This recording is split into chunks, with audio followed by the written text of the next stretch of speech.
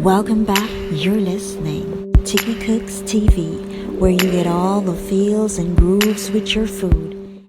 Wagwan, my lovely taquitos, welcome back to my channel. I want to thank you for your support thus far, and if you're just joining me, hello there. What are you waiting for? Go ahead, hit that subscribe button if free, and don't forget to give me a thumbs up, leave a comment, don't be shy, and most importantly, share with all of your wonderful friends, them your good up friends, them, because God love when you share.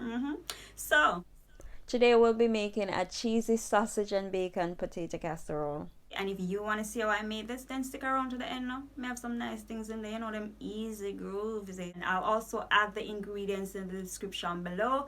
So yeah, that's just about it. Let's get right into it. I don't want to toot my own arm, but it have a buzz. It have a buzz.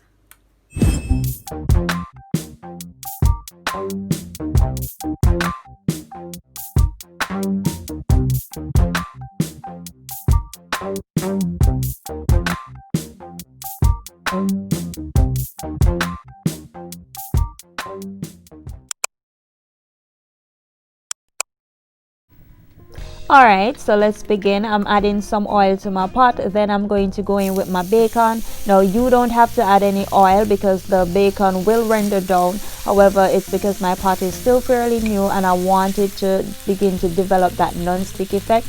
So I'm letting my bacon render down. Then I'm going to add some spicy sausage. However, you don't have to add any spicy sausage. You can use chicken or whatever meat you choose. Or if you're using a sausage, you can choose the mild sausage instead of a spicy one, but you know your girl loves spicy, so yeah. Then I'm going to add my onions. Then I'm going to go in with just a little bit of fresh thyme. And I'm just gonna let that saute for a few minutes. Then I'm going to go in with some rosemary. This is dried rosemary, so you want to use less than you would if you're using fresh, because dried herbs tend to be more potent than the fresh ones and you don't want to overpower it. I needed a little bit more rosemary, so I added just a pinch more.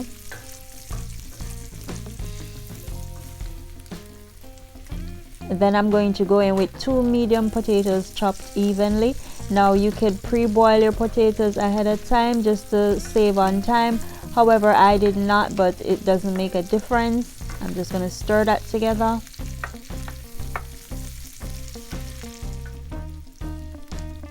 Then I'm just going to add a little bit of salt for seasoning. Then I'm going to add some minced garlic.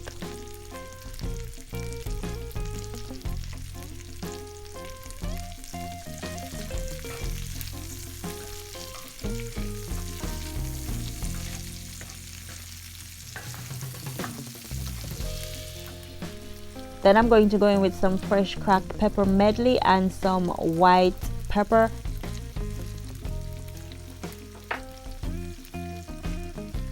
Then I'm going to add some cajun, paprika, roasted garlic powder, and some Mrs. Dash table blend.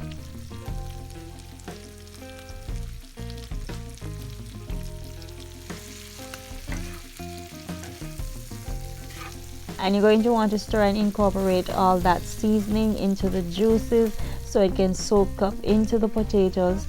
Now I'm going to add about a cup of milk that I stirred about 2 teaspoons of flour to get the sauce to thicken.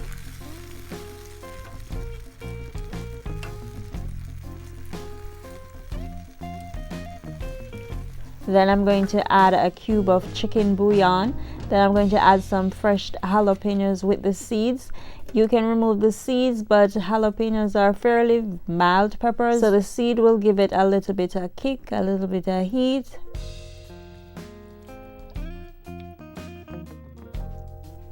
Then I'm adding some oregano. And then I'm going to add a little bit of water off camera and just cover that and let it simmer for about 15 to 20 minutes on the stove top.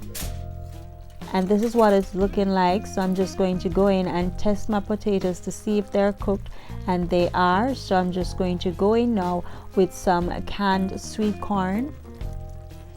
Then I'm going to add some scallions. I'm going to stir that and add my cheese, and I'm using sharp and white cheddar cheese. You can use whatever cheese you prefer, mozzarella, jack.